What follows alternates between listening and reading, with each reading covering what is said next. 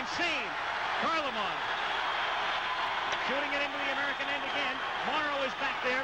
Now Johnson, 19 seconds. Johnson over to Ramsey. Bilyaletdinov gets checked by Ramsey. McClanahan is there. The puck is still loose. 11 seconds. You've got 10 seconds. The countdown going on right now. Morrow up to Schultz. 5 seconds left in the game. Do you believe in miracles? We interrupt this program for a Primetime News Network special report. The deadline for the Primetime UGC mission contest has passed. So far, we're going to consider only 2 entries. One of you will walk away with a Ferengi Decora. It's unfortunate that more of you did not participate. Crap, you can see me. Anyway, we've got a pared-down show for you tonight, mainly because it's got 2 great interviews that I just didn't have the heart to cut up into little pieces. So you'll be getting them in their entirety. We also have the news segment, and next time we'll be getting back to our original format. Please enjoy the show. I think you'll find it quite informative. Now back to our regularly scheduled program.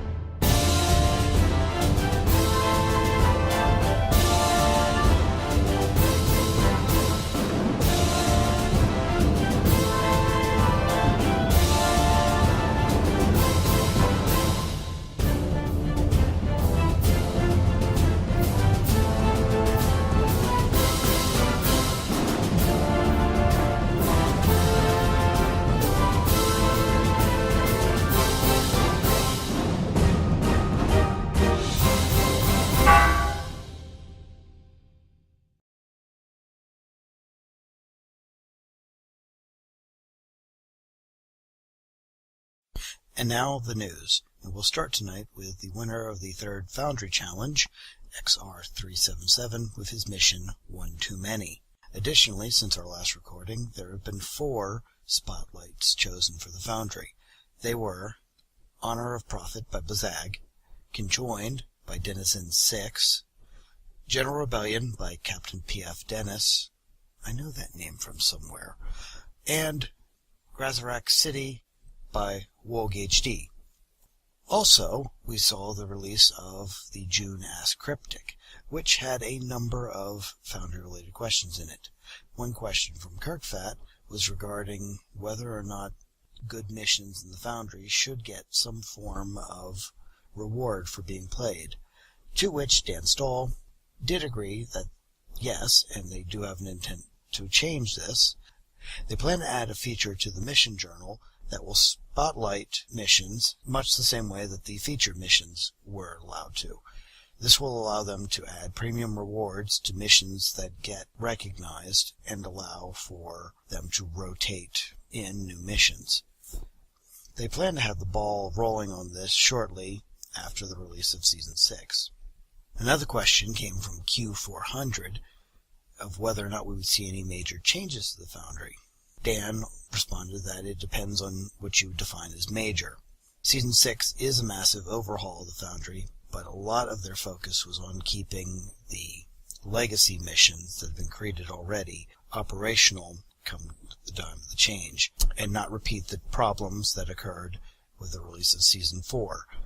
There are plans, of course, to bring in new assets, new maps, UI improvements, and editing features, but the bulk of what will happen won't occur until after the final Neverwinter build of the Foundry for their system goes in, and they're able to start porting parts into our code base. That could still be some time, as the beta for Neverwinter has not been officially announced yet, but they are still, as far as we're aware, shooting for the end of the year this year for launching their systems. Diogenes Zero asked for more Foundry versatility and would prefer to have something that would allow us to create fully custom interior and ground maps. To this, Dan replied that what he was asking for was more of the ability to mod a game, such as some people have done with games such as Homeworld or Free Space or some of the others where they changed skins and all that. For various reasons, mostly involving security, he said that this is not going to happen. Their goal in creating the Foundry was not to create a mod tool, but to allow players to have a editor similar to what they use and to be able to create something more freely. Fleet Admiral Joy asks, will there ever be the ability to add archives for the Foundry in order to save maps and costumes to keep from importing? To this, Dan replied that our frustrations have been heard, and they're working on getting this into the Neverwinter Foundry as one of their top development goals. They have not worked out the specifics of it yet due to problems with libraries and asset sharing, and we have no ETA on whether or not it will be in at any point in the near future, but they do really want to try and get this in. We can only hope, as it is a frustrating act to try and do anything involving sharing or moving bits inside of your mission. Tribble also got a number of updates this past few weeks. Many Foundry editions went in, including a number of new assets, plus a number of new maps. While we didn't get all of the maps that have gone in lately, we did finally get in the TOS interior and bridge set, a number of space maps for around the Sol system, plus several other bridge locations, including the Bortas and the Odyssey. We ask that anyone with the inclination to go forward and start testing all of these items to make sure they are as bug-free as possible before they get launched onto Holodeck. As far as bugs go, there are a number of bugs located in the Tribble build, which is why we make a request that any and all players capable of go forward and test out the Foundry on Tribble. It's not required to build a large-scale mission, such as Captain P.F. Dennis or myself would make, but enough to test the functionality of the various systems and make sure they are as bug-free as possible. Some of the animations are actually a little glitchy, to say the least, but if we can get this to be as fully operational as it can by the time Season 6 rolls around, it will make everybody's quality of life greater.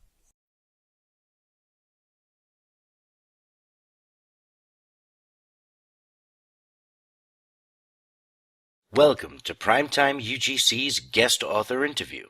Tonight, we are pleased to have with us a man you may be familiar with through his work as a Foundry author and as well as a podcaster. He is sometimes controversial and always entertaining. Welcome, please, Havraha.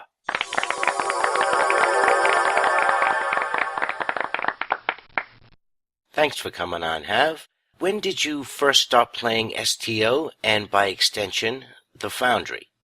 I started playing Star Trek Online pretty much in closed beta. I was one of the earliest registers on the website. I'm older than I was, at least before they redid the website. I was older than most of the devs registered on the thing. I registered as soon as I found out that Cryptic had took control over Star Trek Online as a development studio, because I thought the game was dead. I was very sad that the game was dead.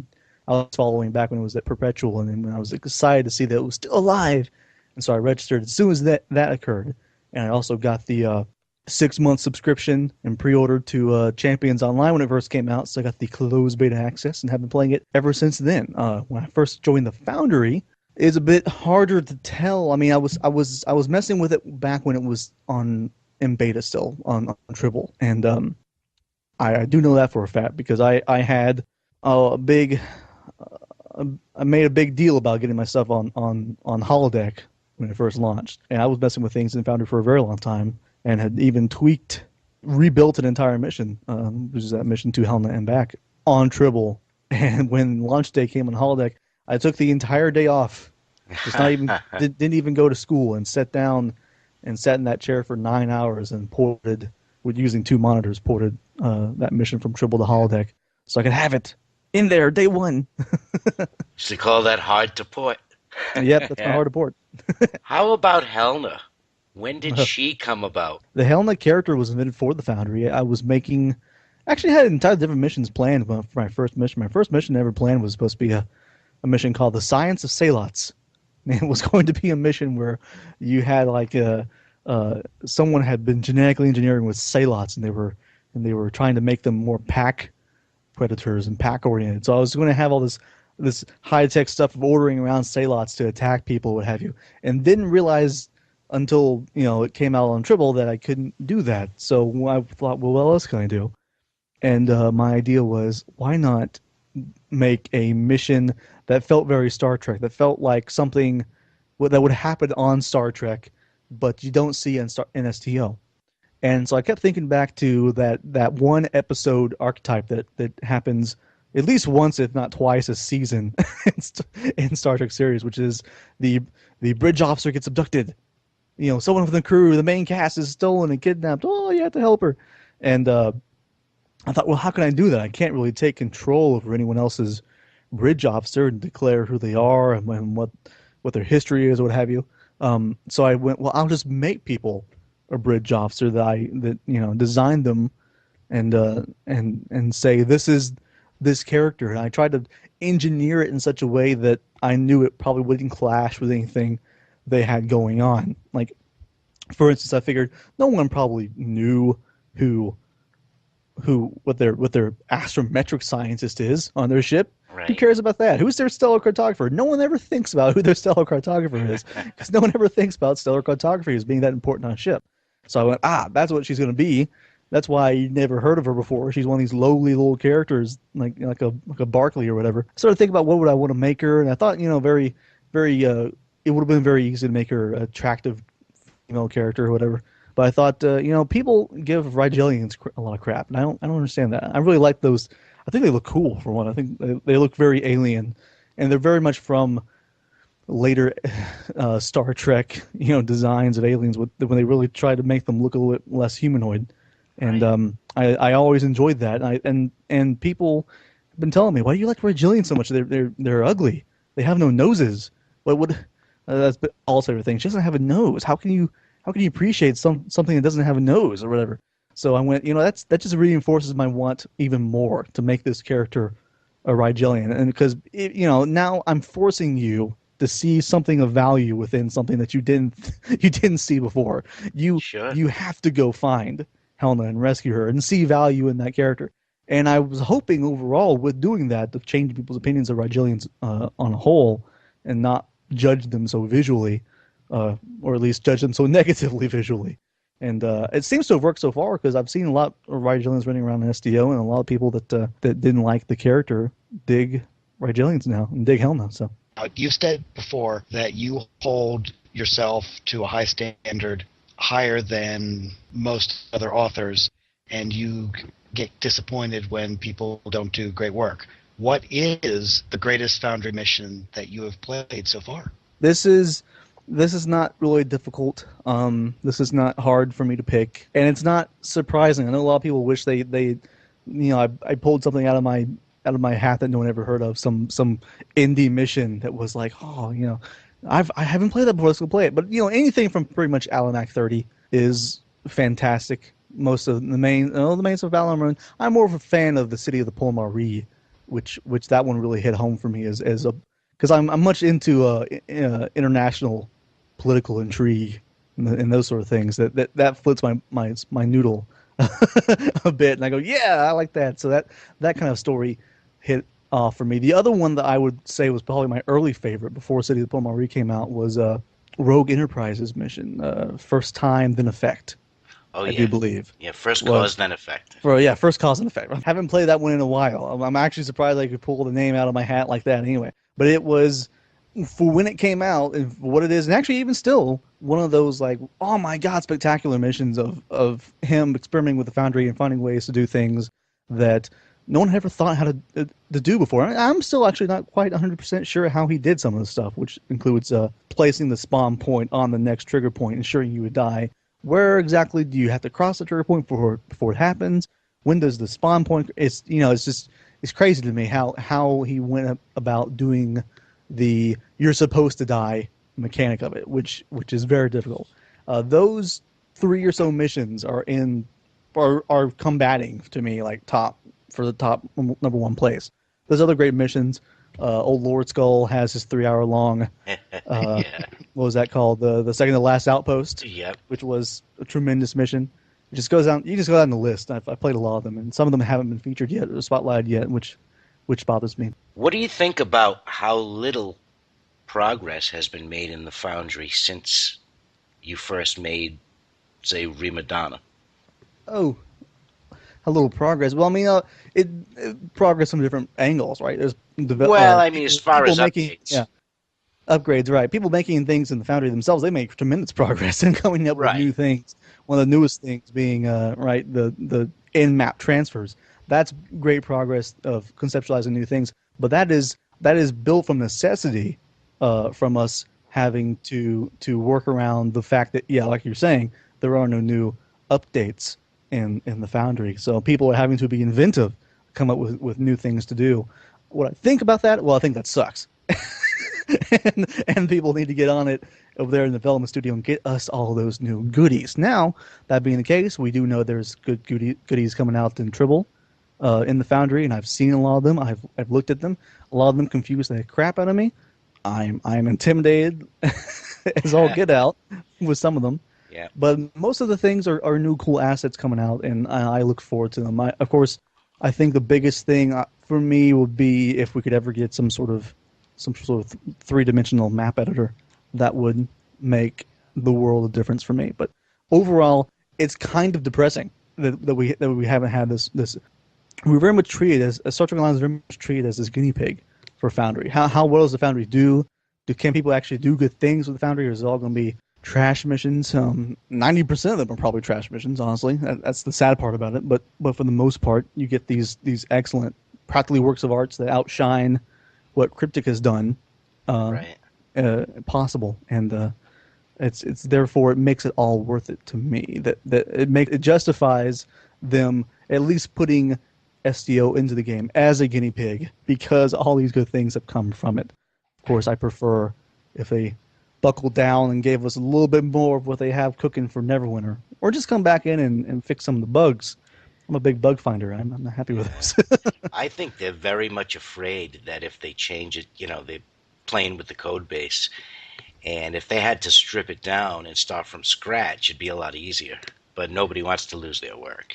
No, and I think a lot of what the time has taken to implement things already is because they're putting things into the code base that would guarantee our missions not break horribly. You can see some on the Tribble right now, some behaviors that are legacy, quote unquote, behaviors. Mm-hmm. And I don't see any other purpose to them other than making sure that missions don't break with the new kind of combat behaviors that are being implemented into the game. So I think the breaking is not going to be that much of an issue, but it is something that I would imagine would be slowing them down. Since you've gotten a chance to play around on Tribble as a seasoned Foundry author, what do you think of the changes to the editor, for example? I'm always frustrated and confused when things change just the way they've done. I'm more so someone that likes things being built on top of. So once you've built the base of your pyramid, you just kind of keep building on it. It seems like some of the things that are going on with the Foundry right now are things that are like, we've built the base of the pyramid, but now we're going to chip away at our pyramid a bit and rebuild it to build some more stuff on top of it. So the pyramid's going to be more of a ziggurat than a pyramid, or something that's going to change it up a little bit. That sort of changing and building confuses me, because I'm very much, I want stuff to build, things I learned to build on top of themselves, and right now, more so, what I'm looking at in Tribble is I'm going to have to unlearn a lot of things and then relearn them. Now I'm going to have to go back and force myself to figure out how this stuff works. Things like having to put down a map box now and then putting objectives inside your map box is just kind of counterintuitive to how I work. But what gives you is you have a lot of different. I can see why they did it though, and a lot of it's because A, things in the Foundry run intuitive, and B, people build their missions in different ways. So there's multiple ways to build your mission in the Foundry now that makes it a bit more confusing on the surface than it probably actually is. I'll give them credit and say it's probably a bit better designed than I actually understand it because I haven't toyed with it too much. That's my initial reaction to it, as being a little bit too complicated for my own tastes. What about Enterprise? Separates it from the rest of the series for you? What separates Enterprise to me is there is a realisticness of Enterprise that I kind of wish was more so adopted by Star Trek. Things as simple as the utilitarian, almost submarine design of the spaceship, the utilitarian uniforms, They started to take things with the art direction that into a more realistic universe, and instead of we're all going to wear pajamas and fly around in space kind of universe that Star Trek was before. That immediately attracted me to Enterprise, and I kind of hoped it would catch on. It doesn't seem like it's catched on at all to me, which aggravates me to a small degree. But story-wise, what separated it was that Star Trek Enterprise was bold enough to try a lot of conflicting drama that most Star Treks probably outside of Deep Space Nine were probably a bit too afraid to do. And at least Voyager, you probably say there's a lot of conflicting drama there. I think a lot of that's because of very stupid, poor writing. What was bold about Enterprise is that main characters and characters that you wanted to believe were flawless and great had major flaws, and they were flaws by design. And people would improve as the series went on and come to new revelations about what should be done and how things should be operated. Like with Archer was very much when the show started out was a racist Boy Scout. He had his ideology. This is the way things should be done, but humanity should do it, and we shouldn't be held by these Vulcans. And he couldn't wait to get out in space, but then he'd run into some sort of situation dealing with an alien and just be like, "What? Do I really have to deal with these people? These people are frustrating. They're stupid. Their culture makes no sense." And he was very much the average, ordinary person out in space, being the captain role. And people that watch Star Trek go, this is not a captain, but this is probably a more realistic captain on a first starship than anything that we've ever seen before. These superhero characters like James Kirk, or whatever, that attracted me. And as the show goes on, you see that Archer has to put racism and things aside with his Xindi conflict, and ultimately, as the series ends, unites all the major races of the quadrant into a federation of planets, and he has to push his own fears aside to make that happen. Nothing, therefore, expresses on screen this desire of Roddenberry's that humanity improves as it goes forward into the future. We've always heard that, but we've never seen it. We've always just been preached to. Picard is a big preacher. Look at those ancient, archaic, stupid humans being racist and bigots, as he's racist and bigot himself on screen at certain points in time. It's weird. You don't ever see it happen. And in Enterprise, you saw it happen. You saw Archer go from bad to good, which I thought was strong and at least bold writing, if not, there's flaws in writing everywhere on these TV shows. And people will argue, well, T'Pol shouldn't have done drugs and what have you. And I don't know. You're getting picky about how bold is too bold and how far is too far. But as the show progressed, it got better and better, and it was canceled in its prime. It got good, and that's really kind of where TNG got good too, season 4. What was the genesis of doing a podcast about the Foundry? The genesis of that was Red Shirt Army. Blame Red Shirt Army. If you hate me, blame them, because they wanted to. They were looking for hosts, and they actually requested Kirk Fat to come on and be a host for them. And Kirk Fat said, I can't do that. My interest is over here at Starbase UGC, and he recommended me. And I thought, ooh, that's interesting, because let's just say I'm egotistical enough to actually venture into the realm of podcasting. It was something that attracted. It was, ooh, I'll do that. To me, but they never called. They never gave me a ring. They had no interest in me. Could tell it kind of disappointed Kirk Fat. And I walked away for a bit and came back and went, what if we did our own podcast? And Kirk Fat was like, yeah, let's do it. And I went, okay, you and me. He went, no way. He wanted nothing to do with it. He said he wanted more people on the website to take a more center stage role, and not the website not just be about him. So I built up a little logo, because I'm a graphic designer, and showed it to him, and didn't think much of it. I did it in like 30 minutes, by the way. Next thing I know, I wake up the next day, and he's posted the logo to the main website going, coming soon, podcast UGC. And I went, no! I don't even have co-host yet. I can't do this on my own. You can't, now I have people's eyes on me, looking for it to either sink or swim. And I was kind of screwed until this guy walked into the Starbase UGC chat room back when I was really circulating it, and his name looked like it was All Texas. I couldn't figure out what's All Texas mean. And I was explaining to him my problem, and he said, I can do podcasting. I can help you out there. And I talked to him over Skype, and he sounded like he had a pretty good voice. I was really worried people would be like, ah, with their little podcast voice trying to come on and be on the show. So he sounded good. He said, "You want to have? I have two friends. I have one that's a girl." I'm like, "Good. We need girls." And he said, "I have one that's really kind of a Foundry tech guru already. He knows how to do things that I haven't seen before in the Foundry." And I said, "Well, bring him in. The more the merrier." And he brought in Terry and Nemesis Chicken, and the four of us talked for about 5 minutes, and I hit the record button. And we recorded episode 1 of Podcast UGC right about there, not really knowing any of each other outside of about 5 minutes. And so that was the genesis of the entire thing. And you can go back and listen to Podcast UGC episode 1. Everyone else is really quiet, and I am talking at the speed of light.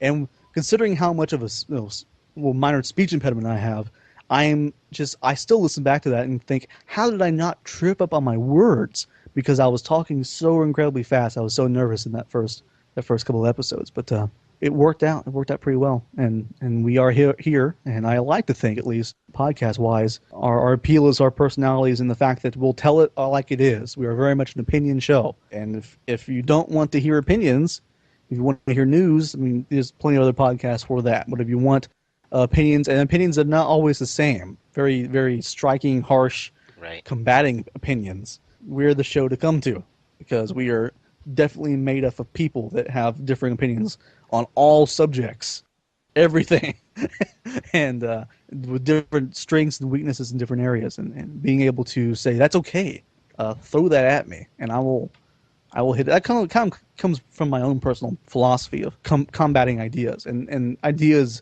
only improve when you throw them into the wild and make them sink or swim again in the death fight with other ideas that kind of, I guess, breeded that concept of how a show format should be. And we got listeners. I don't know how many we have. Well, till this day, I just don't know how many people listen to our show. But apparently enough, because every once in a while I'll pop into a STF with people in the game and they go, "Wait, are you the Have?" And I'll go, "Yay, someone knows me." Go play my missions. Leave me tips. For all these new free-to-players coming in and going into the Foundry, what do you think your best piece of advice would be to them? Seriously, I mean, the best piece of advice if you actually want to learn the Foundry is go to starbaseugc.com, look at reviews, ask for help, go to the chat room and say, well, I'm looking for how to do this. Can someone point me in the direction? Because that will help you a lot out too. Another thing to do is learn to write. And this is like, I say that it kind of sounds mean, but I learned to actually write and write well through some role-playing, some Star Trek role-playing from many years back. And at the time being, it was very important because I didn't realize I wrote so poorly. I thought I wrote just as well as everybody else did. Kind of like when you look in the mirror and you think you look really good, but everyone else says, "Nope, you're ugly." You have like your mind is a little bit biased to you. In the same sense, when you're writing, your mind is biased to you. Everything you're writing is great, and that's how typos get through and all kinds of things. And if you just don't know stuff, if you don't know that you're not supposed to put 8 periods for an ellipsis, it looks perfectly fine to you at that point in time. So what you really need to do is you need to write stuff, and you need to give it to someone else that actually knows how to write and say, proof this for me, read this for me, and let them mark it up in red. What they changed and where things should be, because that is kind of how you get good at grammar and writing and spelling, and that's the most important thing for a Foundry mission, because I cannot tell you how much of a weeding process it is to actually just click through missions and read descriptions and see how poorly someone has just written that intro description and gone, "Whoa, I can tell this mission's crap," and not bother even playing it, because usually if you can't write well, so much of the Foundry is story. Your story is not going to be told very well, and that kind of defeats a lot of the purpose to even playing it. So if you can write a good description, at least grammatically correct, spelling correct, that's about 90% of the way towards getting someone to actually bother playing your stuff. Because then that alone is going to convince them that maybe the story here is actually going to be presented well, and that's what I'm playing this for anyway. Because we all know the XP in the Foundry sucks. Well, we'd like to thank you, Have, for coming on Primetime UGC. And what? Come with me if you want to live. She's my cross to bear.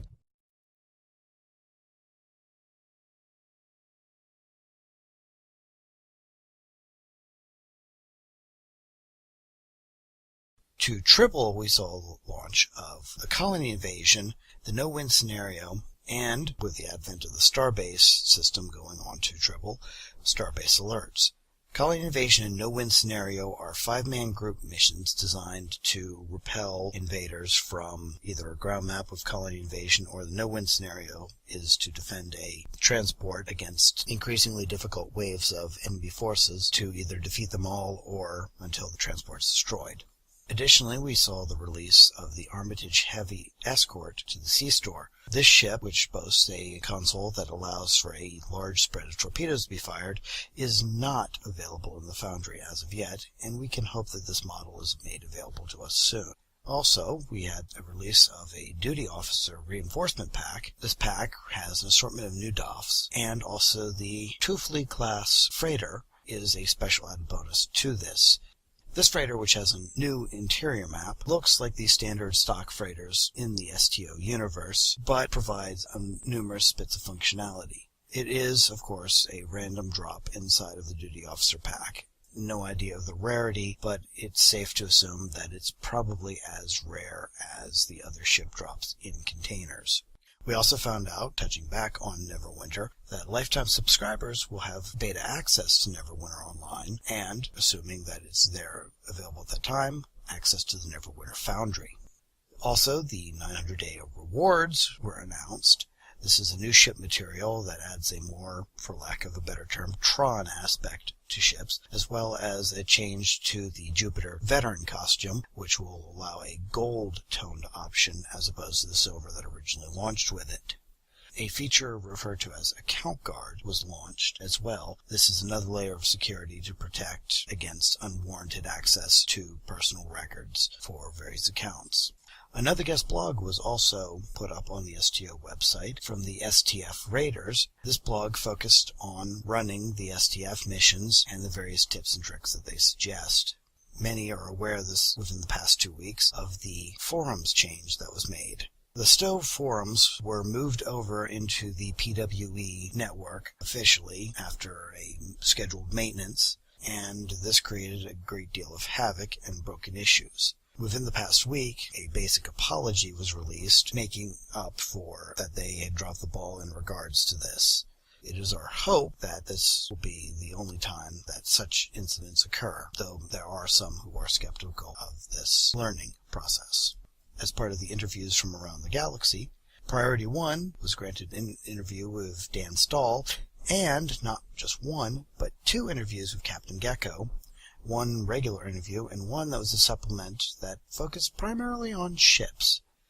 We also found out within the past weeks that both Heretic and Gozer will be leaving the Cryptic team to pursue other opportunities. Heretic was interviewed by UFP recently in regards to Fleet Star bases and other items. And now to touch on something that came up earlier, the forum change. The forum change came as a surprise to a great many of us, and for anyone who uses the Foundry, they were required to link their account to the Perfect World system, as the forums are the primary conduit with which to inform the development team of issues inside the Foundry.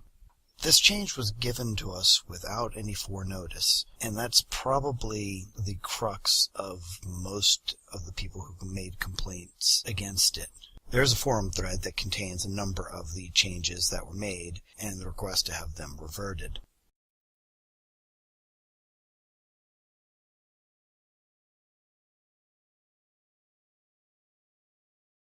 Attention all crew members. We are taking on a special passenger. I've asked your captain to make sure you'll all be on your best behavior while she's on board. I expect that you will follow these orders to the letter. At least I hope you will. So as a personal favor to me, please don't do anything stupid, like get drunk, seal yourself inside the engine room and sing. That's really embarrassing. Dennis out. Ready, cast? Do it. Welcome aboard. I think we'll be more comfortable on the bridge. We'd like to welcome Zeronius Rex to the show. We'll start off with the basics. What is it that you do for Cryptic? So my job title at Cryptic is assistant producer. I am in charge of producing the ship team, the effects team, and the foundry as it pertains to STO. And I'm also the, I guess you could say, build release producer. So I, on a day-to-day basis, I'm checking in with the guys on the ship team and effects teams and seeing, how are they doing on their tasks and, following up like, okay, this is due today. Am I going to have it today? Or, that kind of thing. And then as far as builds go, for example, we have a build coming out this week that'll have veteran rewards in it. And so this week I'm tracking to make sure, are all those things done? What are the bugs that are in there? Can we get them all fixed? I hope so. And, how's this look? And then I actually make the build and get it to QA and organize with them, all that kind of thing. Right now it feels a little hectic because I'm managing, 3 builds that we're working on, the one for Holodeck, the one for Tribble last week, and the one upcoming for Tribble this week, and soon to be the one for Tribble next week. Right. But, that's a and lot. on top of the other stuff, it kind of doesn't seem like much, and then some days I sit around going, what am I supposed to be doing? And then other days, last night I was at work till 11:30 because I just didn't have enough time in the day. We've seen a list of a few upgrades to the Foundry on Tribble now. A big question from the threads is, have we seen it all, or is there much more to come? For Season 6, basically all of the features, all the new features, are on Tribble right now.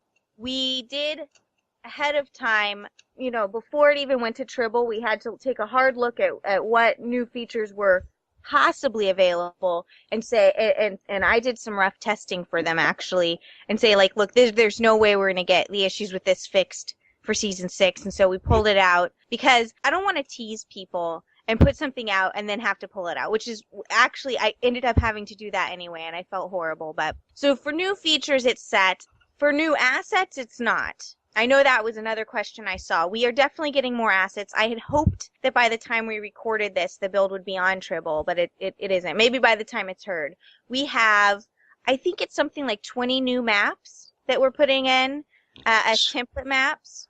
Excellent. And some of them never before seen anywhere. So they're not even in the game that you can play on them yet. So I think that's going to be cool. I won't...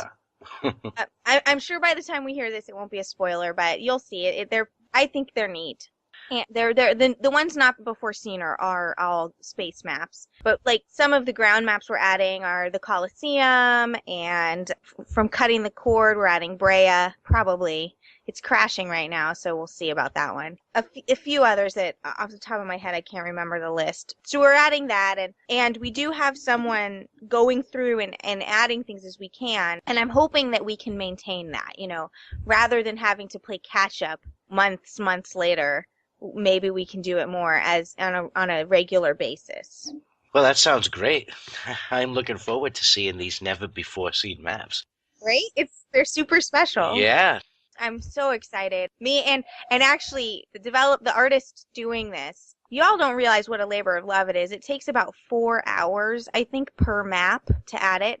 I mean, it's not an insignificant amount of time to add new maps, which is why it takes a while, because that is half a day of time we could be doing something else. But, wow. He is new to the art team. I don't know if I should give spoilers, but he used to be the main Foundry tester after me. So after I left and was not doing testing anymore, he took my place for testing the Foundry, and now he has left. We have a new tester because he's doing art for the Foundry, which I thought was appropriate. The best part is he's fixing some of the bugs that he entered. Now that we know that, all the new mechanics are all on Tribble now, some of these questions about are we getting this and are we getting that have already been answered. Yeah. Yeah. People are going crazy. They want NPCs to disappear. The thing is, that's not a simple thing on the tech side either. It may seem like it, but you would have to do a whole lot of validation checking, can we let this guy go now, or is there a thing later that depends on him being here? And then what happens if later, what if we validate okay, we let him disappear because you have nothing else, and then you add another thing in that relies on him being present, and then what happens then? And so it seems like a really simple thing, but there is more to it than just like click a button and go.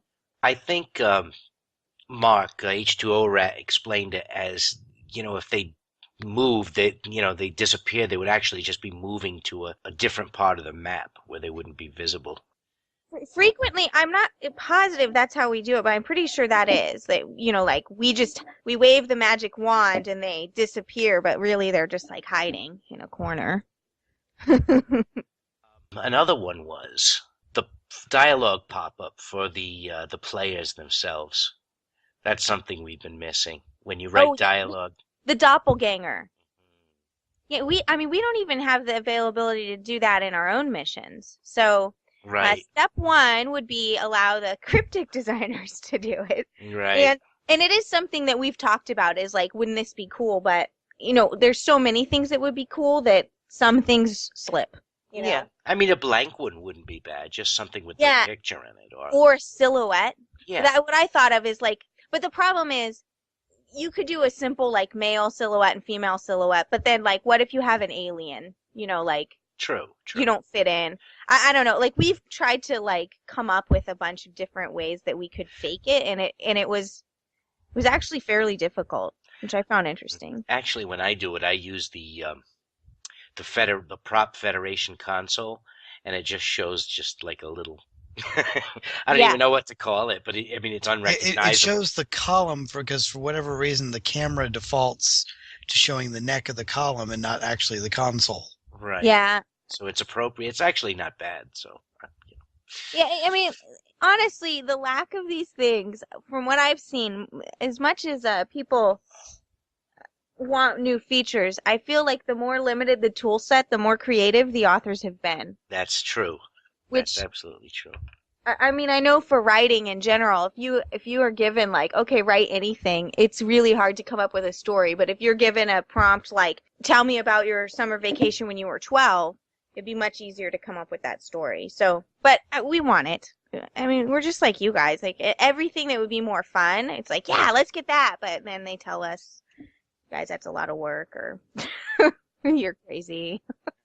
This is from Drogan1701. He asks, what did Distall mean when he said that Foundry missions might be used to replace existing content? So I actually, when I saw that question, I went and I talked to Distall, and what he said is we don't have any plans to replace existing content. What we do want to do is have a better way of featuring Foundry missions. Kind of our current Foundry Spotlight is good, and I think Brand is doing great stuff finding those things, and I enjoy reading the little blurb every week because I get that put in the bulletin.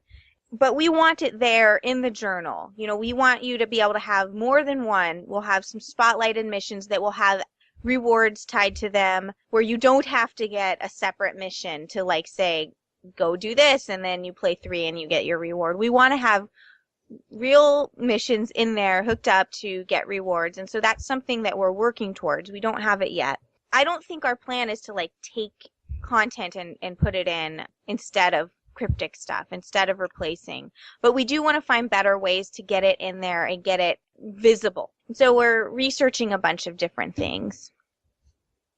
I always thought it would be cool to like put Foundry missions in the the explore areas. Yeah, the star cluster. My idea, I gave that one a long time ago. Apparently, it was not a simple thing, but I really wanted it to be so that when it's explore unknown system, that you had a chance that it would be a Foundry mission. I thought that would be really neat, but not a 2-hour one. Yeah, but that's the problem. Like, then how do you find which one? And then like, yeah, I don't know.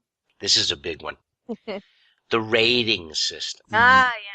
Top 10 missions are the ones that get all the plays, and nobody even sees a majority of the missions that are even in there. I have requested better rankings. I feel like our search filters are all well and good, but I would like one that shows, a better way to see what's new and a better way to see like, ideally we could do something like Netflix does, but quite frankly, like their search algorithms are, I I mean, a trade secret or something. You know, like it's not a minor thing to set up switching that good. Right. So, but we definitely, that's part of like how we say we want it to get more visible. So we want it so that we do have more people playing them. And we are definitely looking into like, how do you find them and how are they sorted? And do we need more filters or do we need to adjust the filters we have and that kind of thing? We definitely know that there's work to be done there and definitely room for improvement.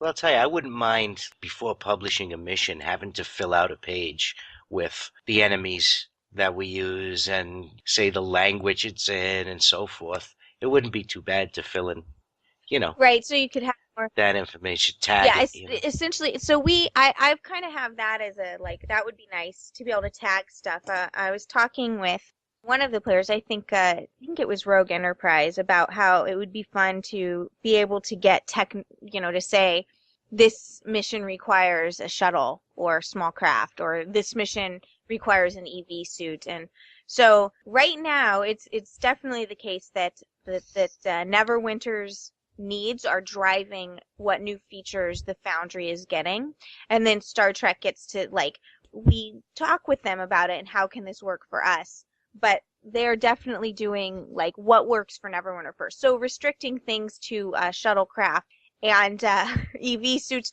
probably not a huge priority for Neverwinter. No. But Right. things along in that vein might be. So it's possible we'll get other cool stuff that's kind of similar. I don't know yet, but we are, it took us a while. Like, the reason there have been not significant Foundry updates is because, we have different, I know this has been explained, but we have different code branches, and all the code changes were in this new branch that we're going to now, and it's non-trivial to go from one to another. So that's why there was a huge delay in any new stuff going in. But we do, we don't want that to be the standard. So we're looking at how we can, make sure that we get, in general, just more updates in without having to wait so long. Yeah, I think everybody understands that it's a lot harder to upgrade our Foundry. I mean, if we wanted to lose all our stuff and just shut it down and open it back up with all the new Neverwinter code, it would be simpler. It would be. The challenge is keeping our older stuff. Yeah. I know there was a question about that, about what did we learn from Season 4. And I want to address that because we hope that we've learned quite a lot. What we have done is we actually downloaded all of the projects currently on Holodeck. And we have, I think everyone knows about the automatic republish process that happens occasionally. Well, that finds all sorts of validation errors, if there are any to be found. And so we downloaded all of Holodeck's projects and we ran the validation against them. So it would, in essence, be as though we upgraded Holodeck's database and then saw how everything worked on there. And whenever we found issues that the validation reported, we went in and we fixed them where possible. There was like one error that just, it can't be fixed, and there's one thing that will require players to go in and authors to go in and update their mission themselves. But everything else should, knock on wood, be okay. So we have tested that, and I think the fact that pretty much everything on Tribble was okay is a good indicator of that. There were a few issues when we first brought up Tribble, but that was actually unrelated to the data in the project. Yeah, I don't think anybody's going to be expecting Season 4 to happen again. I hope not. We're hoping that's a distant memory. Yeah, let's just hope that the forums problem where the Foundry forums disappeared is the extent of it this year. They disappeared? Right after they did the conversion, only the mission database forum was visible for a day or so. I was not on the forums for a few days because I did not anticipate a heavy reaction. Unfortunately. Yeah, I think the biggest outcry was because there was no warning, more than anything else. Yeah. Psychotic Vulcan's question about customizing mobs' weapons and abilities. Yeah, I assume is an attempt to create once again to recreate the boss mob concept. Right. I don't know what we'll be able to do with that. I mean, maybe so we have it would be our systems team that would do that kind of thing, and they are slammed because the fleet stuff is all systems team, and the duty officers is all systems team, and so they're working quite hard. But perhaps after season 6 we'll have more time, and then maybe we can just make some boss encounters. I would want it personally to make it so that you couldn't just fill a map with them, because we err on the side of like not allowing authors to make really bad missions, or we try to. So, that's part of the, like, you can't completely nerf a NPC group, and the whole using hull breach to exploit stuff. Like, we're trying to like stop those things. So it's this fine line you walk of like how free do you want to allow the authors to like create, missions that might not be that fun.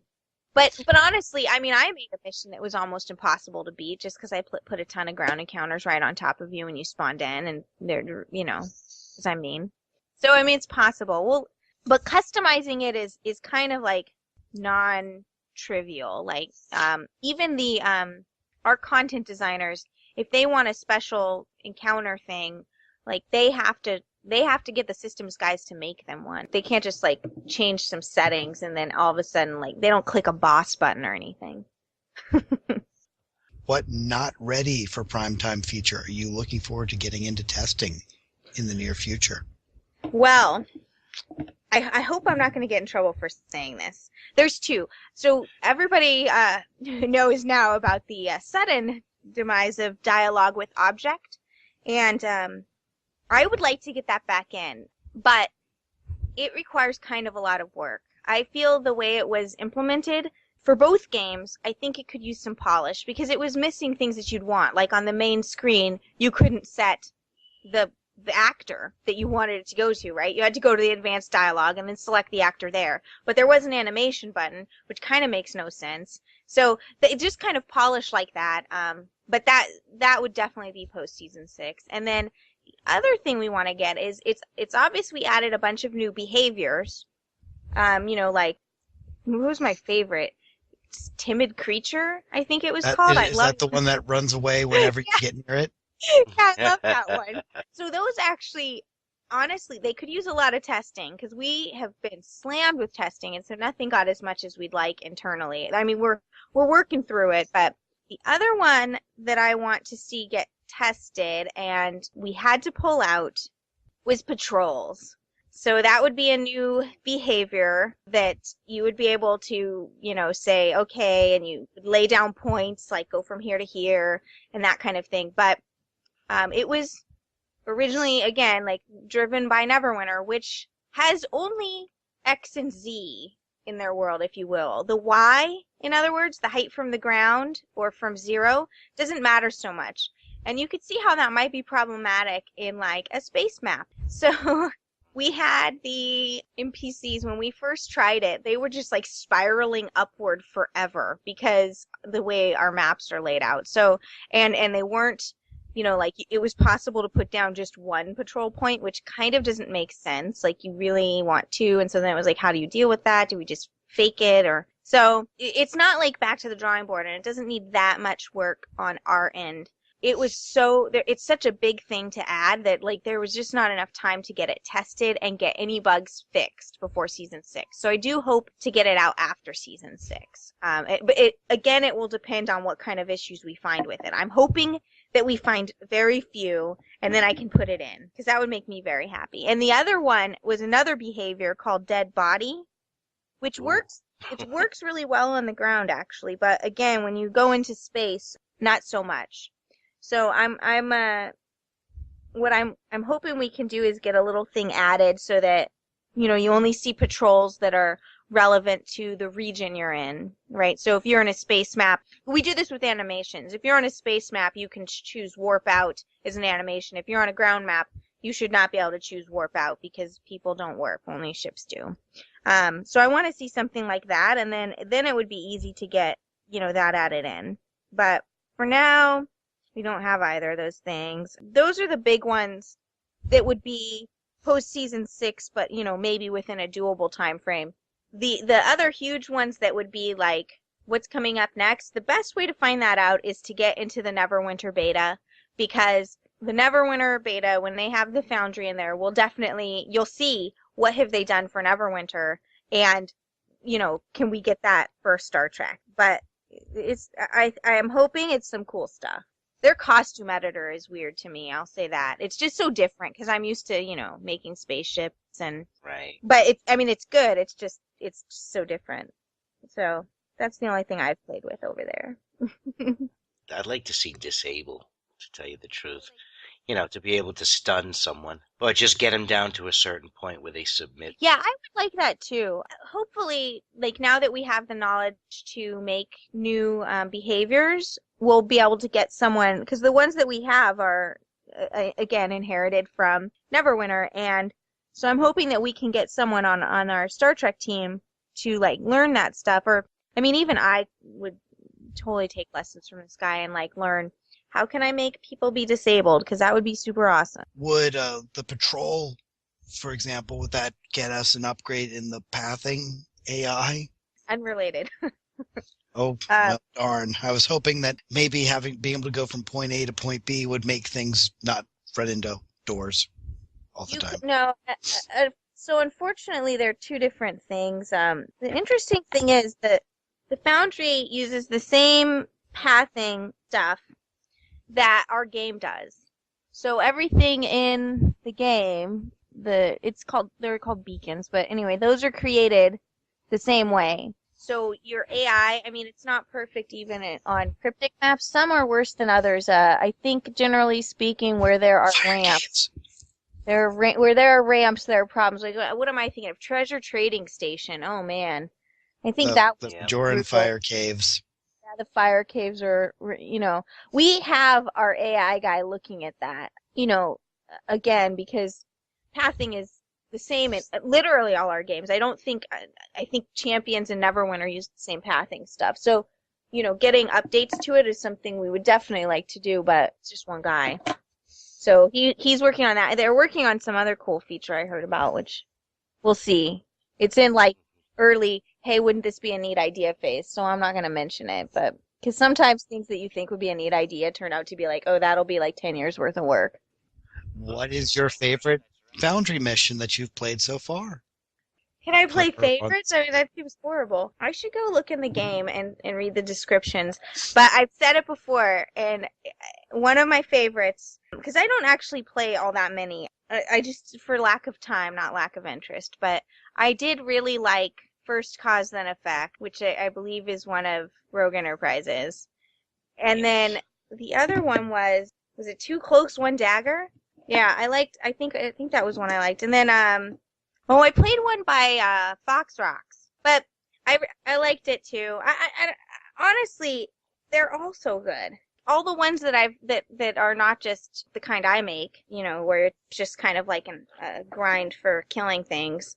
Although even those are fun for me because I like just flying around and killing things, quite honestly.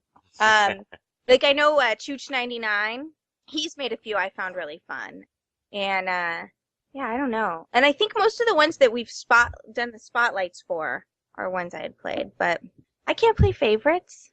You guys. Wasn't there another question, Cass, that you were going to ask? Let's see here. Of course, there's always what is your favorite series? TOS! Oh my gosh. No. It's the only one.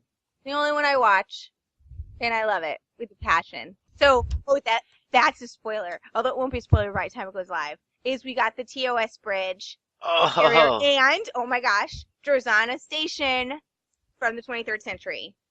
Oh, that's awesome. If some of the costumes make it in too, finally, I know that'll make Kirkpat entirely happy. Oh yeah. So we don't have new costumes yet. That's on the list of things that we want to, get going. Because, like, again, the costume team are Veteran Rewards is a costume thing, and then super secret other stuff that's coming out that I don't know if I'm allowed to talk about with season 6 has been taking a lot of costume team time. So if we get anything from them, it'll be post season 6, and I hope we do because original series, it's my love. Fair enough. Does it take about the same amount of time to get a costume hooked into the Foundry as a ground map, or does it take even longer? I don't actually know as much. So props were actually fairly quick. Props were, he did all the props you saw added in a couple days, which was clearly not 4 hours each. I mean, maybe 3 days. But the costumes, it's like, there's 2 different ways they get in there, right? There's the ones where you choose from the pre-made ones that we've put in. That requires them to make those. So that would be like going in and making a costume and saving it out and then putting in this thing and then saying, okay, hook it up.